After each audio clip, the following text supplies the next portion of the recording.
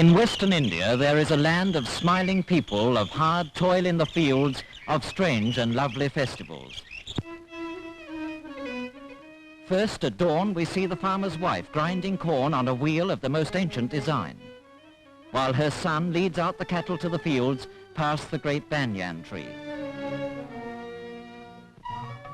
By now, the wife has left her milling, turns to her next task, cleaning out the cowshed. This is the daily round, the same time for each new task each day.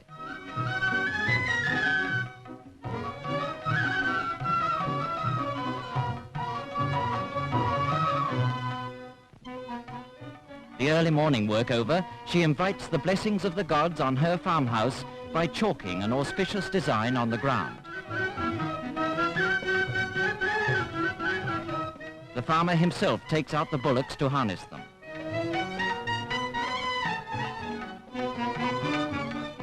It is the season before the rainy season, the time of ploughing and sowing. Past another banyan tree, past the temple dedicated to Ganpati, past the women taking their water pots to and from the river. From the way these women wear their saris, from the style of the temple, from the banyan tree, we know we are in Maharashtra, the home of the farming and warrior race of Marathas. The wife is back cooking the morning meal.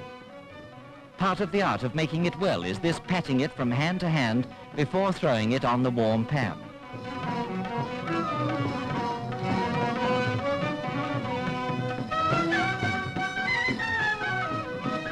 Her husband is in the fields and the food must be taken out to him. But there is not only food in those baskets, there are also farming implements. For the women, their domestic duties over, are now ready to work alongside the men in the fields.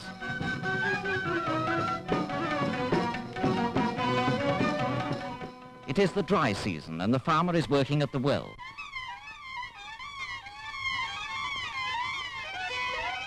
Eight bullocks are harnessed to one of the most primitive forms of irrigation.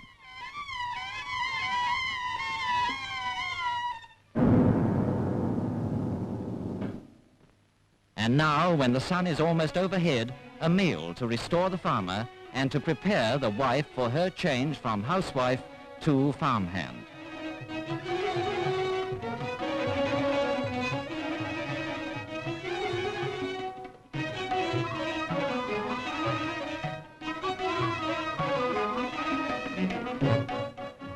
Nowadays, one of their most profitable fields is the field of massive cauliflowers.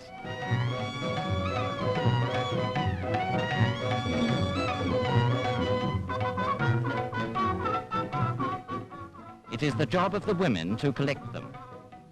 It is the job of the women to get them off to markets.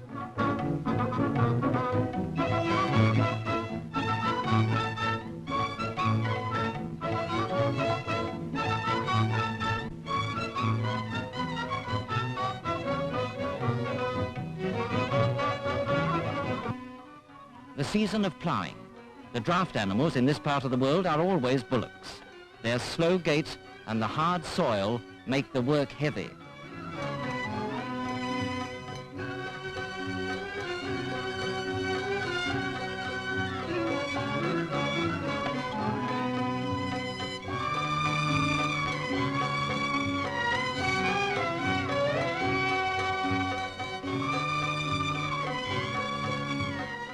The work of sowing is easier, and the wife joins in.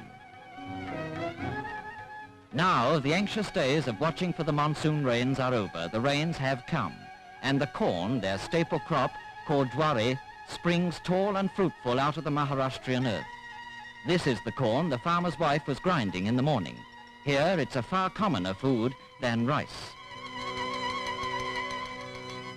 That's not a lasso, she's scaring away the crows.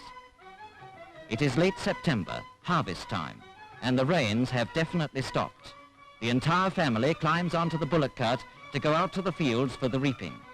The anxious times of watching for rain, for pests, for any one of 1,000 mishaps is happily past now, and henceforth it is a season of hard work and celebrations. First, the work of reaping. Mostly it is done by the women. The threshing is done by the women and the men.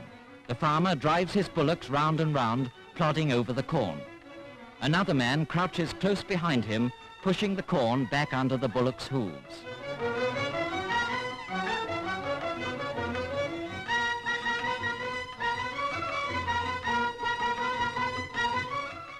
The winnowing is a picturesque sight. All over Maharashtra you can see the peasants at this season of the year perched precariously on narrow trestles holding trays of corn in the wind.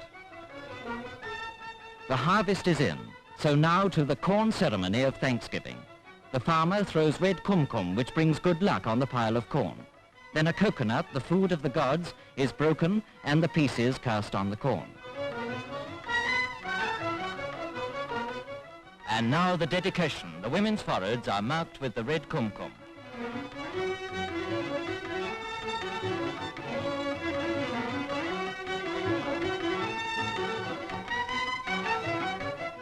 And after the ceremony, back to work, to pouring the corn into sacks ready for market.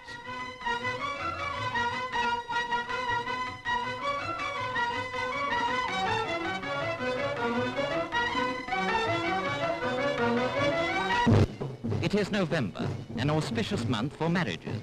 The bridegroom, flower-covered, rides to the ceremony on a white mare, and the guests dance with sticks in front of him.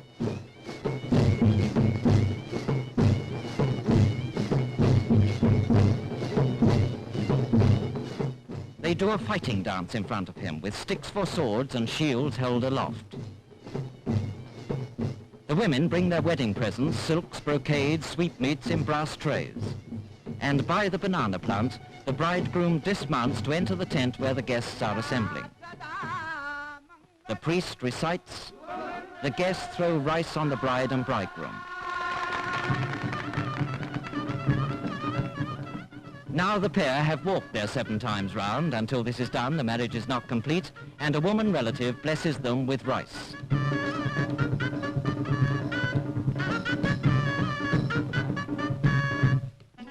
There is a special caste of professional dancers who do the after-marriage dance.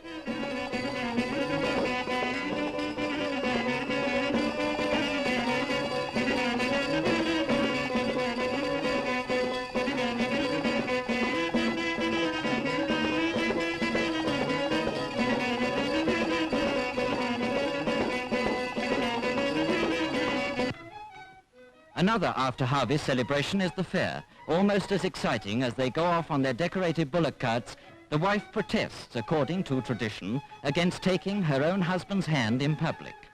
But this is a holiday, and some few bold ones may be daring for once.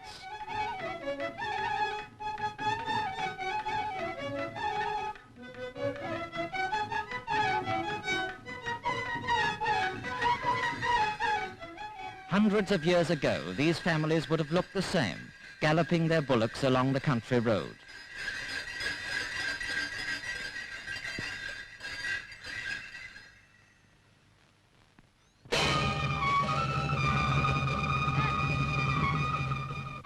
The village where the fair is this year has put on a religious festival.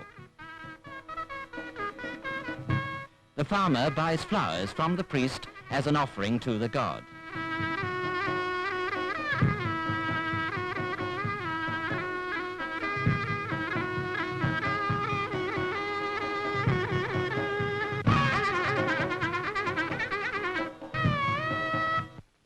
The center of the fair is the cattle market, where some of the hardest bargaining goes on in the entire world.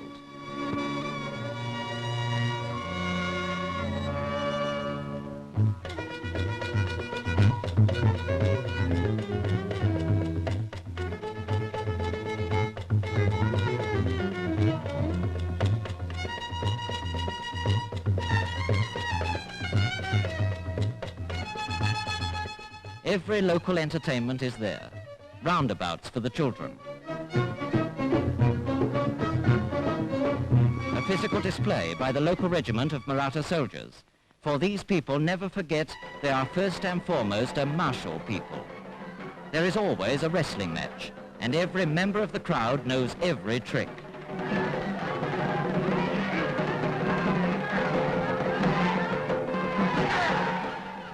But the farmer's sport, above all others, is the thunderous sport of bullock cart racing. As evening comes, they gather round the troubadour, who sings in rambling verses packed with war and triumph of the most illustrious king in their history, Shivaji the Great. In Maharashtra, the farmer is always a soldier.